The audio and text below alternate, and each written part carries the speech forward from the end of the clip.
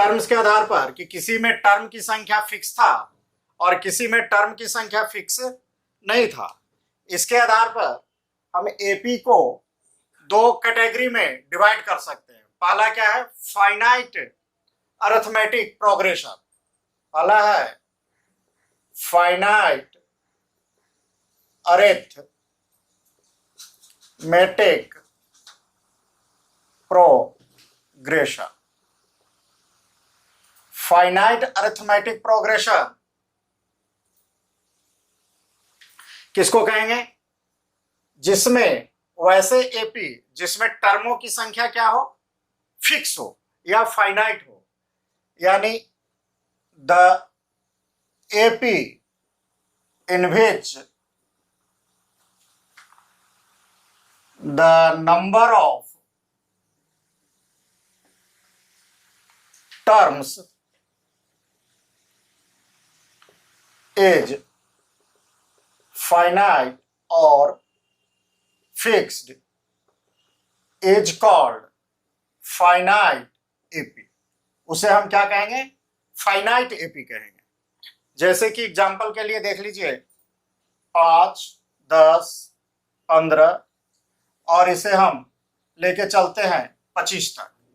कहने का मतलब यह है कि इसमें हम टर्म की संख्या ज्ञात कर सकते हैं कि टोटल टर्मों की संख्या क्या है। या ऐसे हो 5, 10, 15, 20, 25, 30, 35 यहां तक लास्ट हो गया। ये दोनों ही स्थिति में नंबर्स ऑफ टर्म जो है, नंबर ऑफ टर्म्स हम नंबर ऑफ टर्म्स ज्ञात कर सकते हैं। तो इसे हम क्या कहेंगे? फाइनाइट एपी कहेंगे। और सबसे कैरेक्टरिस्टिक फीचर यह भी है इसमें एक इसका कि फाइनाइट जो एपी होगा उसका लास्ट टर्म पता होगा। उसका हमें लास्ट टर्म क्या होगा? पता होगा। यानी कह सकते हैं in this case the last term that is L. Last term को किससे डिनोट करते हैं? एल से। The last term is always known, हमेशा ज्ञात रहता है।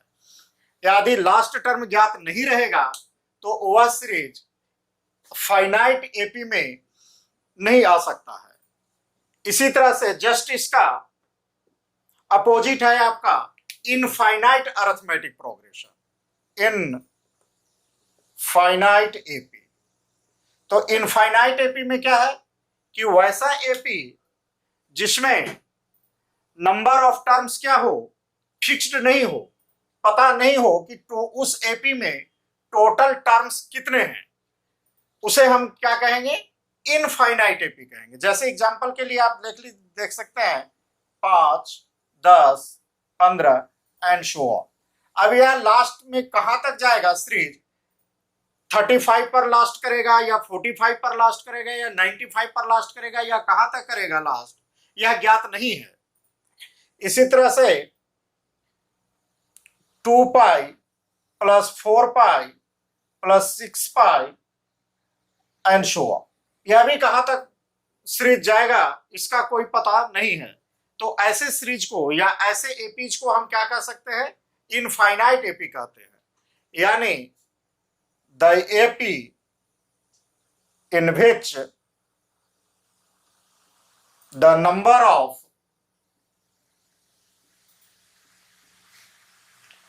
terms is not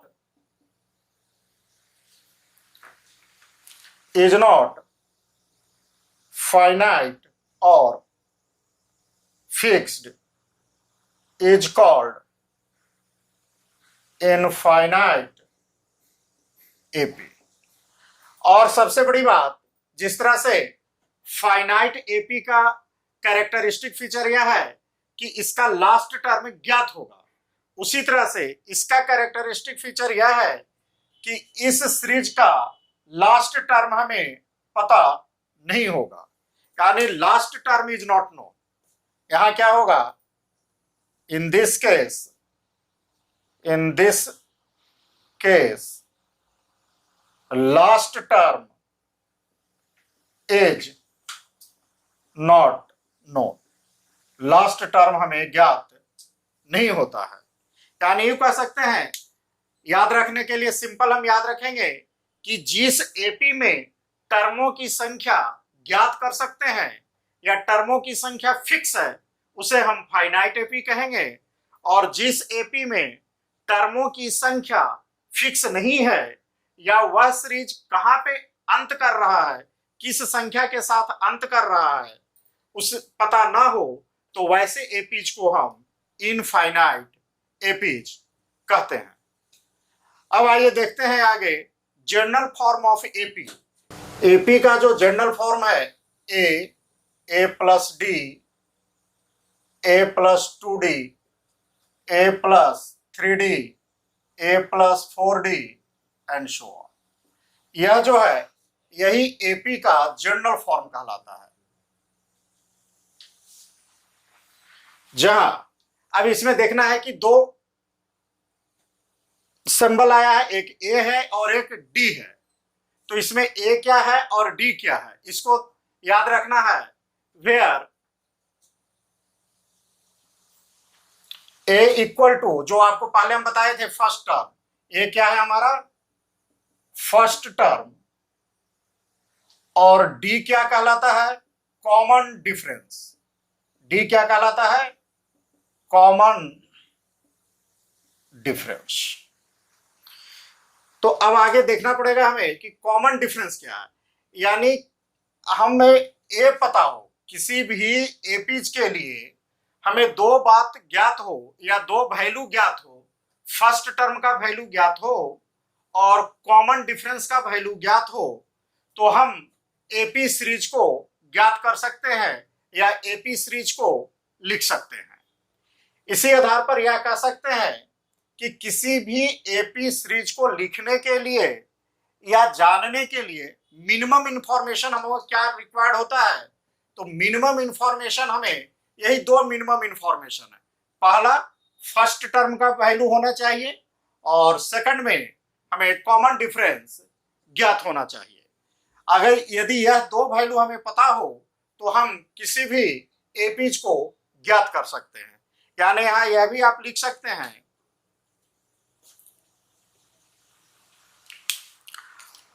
first term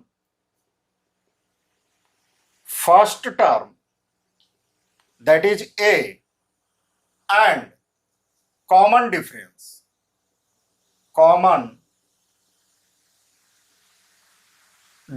that is D are the minimum information, are the minimum information required for an AP. किसी भी एपी के लिए यदि ऑब्जेक्टिव में पूछा जाए कि किसी भी एपी के लिए मिनिमम इंफॉर्मेशन क्या है, first term, last term, common difference, both, more than one, तो हमें ऑप्शन क्या आएगा फर्स्ट टर्म और कॉमन डिफरेंस। यदि मिनिमम ये दो इंफॉर्मेशन हमें ज्ञात हो तो हम किसी भी एपी टर्म का ज्ञात कर सकते हैं या एपी टर्म को नोट डाउन कर सकते हैं। तो अब यहाँ पर सबसे एक इंपॉर्टेंट टर्म आ गया हमारा, एक नया टर्म जो अभी तक हमने नहीं डिस्कस किया है, वो क्या आया कॉमन डिफरेंस। तो अब देखते हैं कॉमन डिफरेंस किसे कहते हैं। तो आइए इसे लिख लीजिए, फिर देखते हैं कॉमन डिफरेंस। और यह जो जनरल फॉर्म ऑफ एपी है यह काफी इंपॉर्टेंट है, क्योंकि इस पर जो एक्सरसाइज 1, 2 हुआ है उसमें काफी इसका इस्तेमाल हुआ है। इसी के इस्तेमाल से सारा क्वेश्चन सोल्व होता है। कॉमन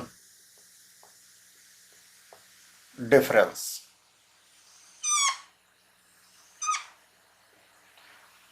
आइए इससे पहले समझते हैं कि कॉमन डिफरेंस क्या होता है। तो आइए देखते हैं एक एग्जांपल से। 5, 10, 15, 20, 25, 45। देखिए यह क्या है, अगर फर्स्ट टर्म में हम 5 ऐड करते हैं तो हमें सेकंड टर्म मिलता है, और सेकंड टर्म में 5 ऐड करते हैं तो थर्ड टर्म मिलता है, थर्ड टर्म में 5 ऐड करते हैं तो फोर्थ टर्म मिलता है, और फोर्थ में 5 ऐड करते हैं तो फिफ्थ टर्म मिलता है। इसी तरह से यह सीरीज चल रहा है। कहने का मतलब यह है कि यह एक ऐसी संख्या है, यह +5 एक ऐसी संख्या है जो कि किसी टर्म में ऐड कर दिया जाए तो जस्ट उसके नेक्स्ट टर्म हमें ज्ञात हो जाता है। तो इसी वैल्यू को हम क्या कहते हैं? कॉमन डिफरेंस कहते हैं। इसी वैल्यू को क्या कहा जाता है? कॉमन डिफरेंस कहा जाता है, और इसे डी से डिनोट करते हैं। और इसकी खासियत यह होती है कि एक एपीज के लिए कॉमन डिफरेंस का वैल्यू 1 होना चाहिए। ऐसा नहीं कि पहले टर्म से दूसरे टर्म ज्ञात करने के लिए अगर 5 ऐड किया गया है और दूसरे से तीसरे को ज्ञात करने के लिए 6 ऐड करना पड़े, तब उसे हम कॉमन डिफरेंस नहीं कहेंगे। यानी एक सीरीज में जो होगा एक ही कॉमन डिफरेंस होगा, यानी उस सभी जो सक्सेसिव टर्मों का डिफरेंस होगा वो बराबर होना चाहिए, तभी वह जो डिफरेंस होगा या वह जो पार्टिकुलर नंबर होगा कॉमन डिफरेंस के कैटेगरी में इंक्लूड किया जाएगा। यानी कह सकते हैं कि इसका डिफिनेशन हम ऐसे भी बना सकते हैं कि किसी भी एपी में दो लगातार टर्मों के बीच का जो डिफरेंस होता है उसे हम क्या कहते हैं? कॉमन डिफरेंस कहते हैं। या इसे इस तरह से भी कह सकते हैं कि किसी भी एपीज में एक वैसी फिक्स्ड संख्या जिसे ऐड करने पर उसके जस्ट नेक्स्ट टर्म हमें ज्ञात हो जाता हो, उसे हम कॉमन डिफरेंस कहते हैं। तो आइए इसे हम नोट करते हैं।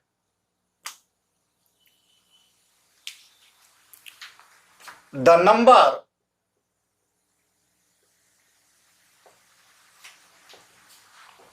which is added to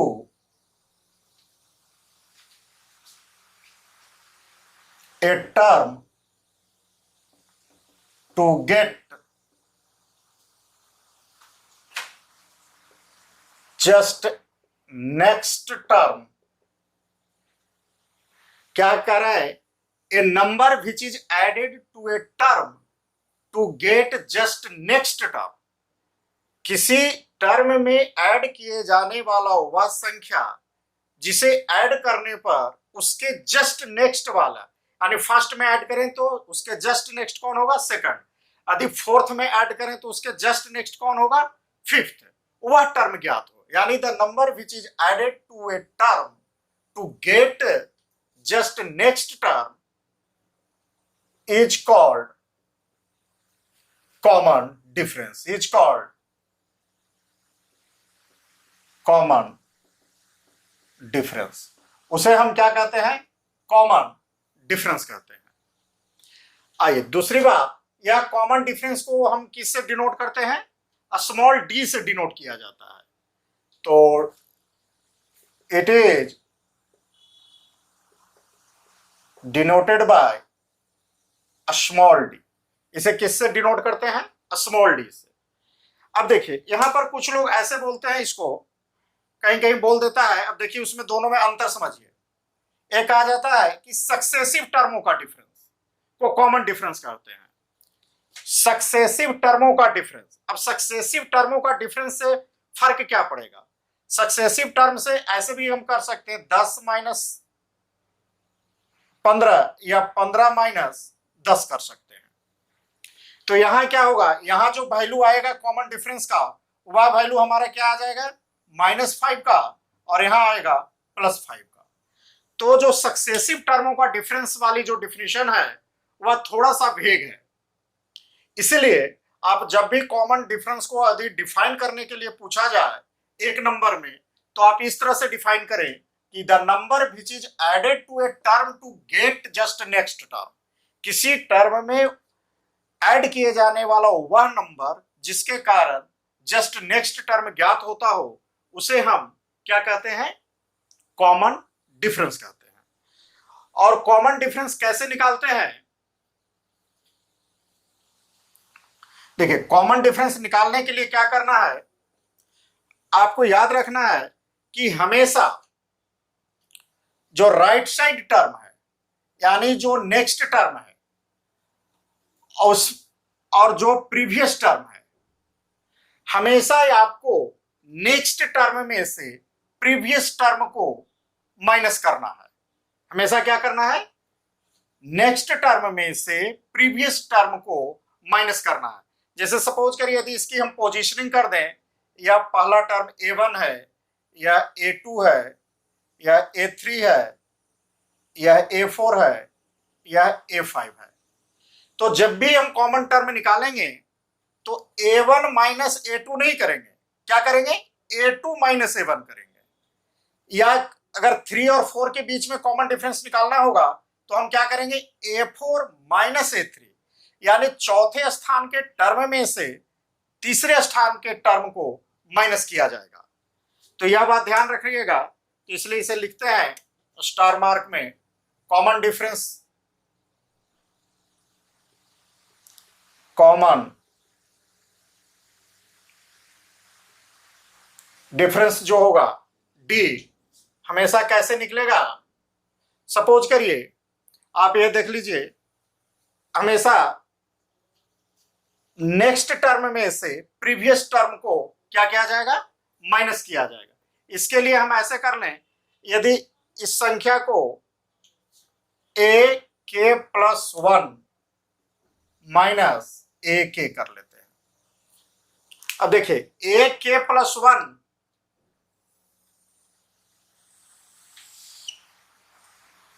minus AK करने का क्या होगा, करने का मतलब कि जो माइनस होगा ये K+1, जैसे यहां पर इसको ऐसे है K+1 है, यानी यह 2 है 3 है, यानी जो वैल्यू होगा, यदि यहाँ 3 होगा तो तीसरा टर्म के लिए किसमें से वो माइनस होगा, K+1 यानी 3+1, चौथे टर्म में से तीसरा टर्म माइनस होगा।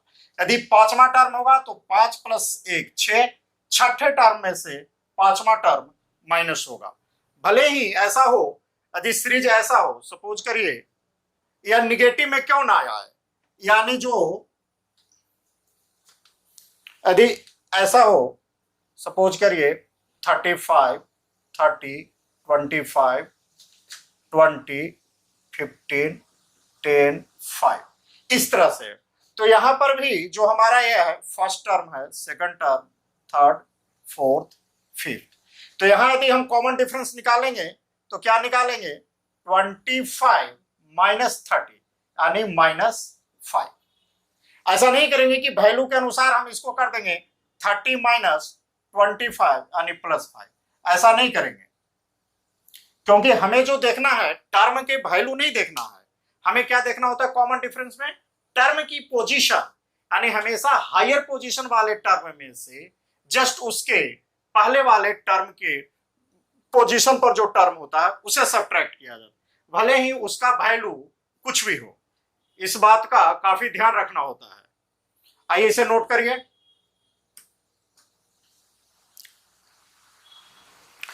और एक मिनट, इसमें यह भी देख सकते हैं कि कॉमन डिफरेंस का वैल्यू 0 भी हो सकता है, इट मे बी 0, इसका वैल्यू 0 भी हो सकता है। जैसे एक और एग्जांपल ले लेते हैं, थर्ड नंबर, जैसे मान लीजिए कोई ऐसा है 15 15 15 15 15, ऐसा ही सीरीज चल रहा है। तो यह भी एक एपी सीरीज है। क्यों एपी सीरीज है, क्योंकि प्रत्येक टर्म में हम 0 ऐड कर रहे हैं तो हमारा नेक्स्ट टर्म मिलते जा रहा है। और एपीज का डेफिनेशन यही है कि जो ऐसा सीरीज हो जिसमें किसी फिक्स टर्म को ऐड करने पर उसके हमें नेक्स्ट टर्म मिलता जाए, और यहां पर हमें क्या ऐड करना पड़ रहा है, 0 ऐड करना पड़ रहा है। तो ऐसा नहीं कि यह कोई सीरीज नहीं है, यह भी एपी सीरीज है, यह भी एपी सीरीज है, और उसमें कॉमन डिफरेंस का वैल्यू क्या है, 0 है, यानी कॉमन डिफरेंस में भी 0, ऐसा नहीं कि कॉमन डिफरेंस 0 नहीं हो सकता है।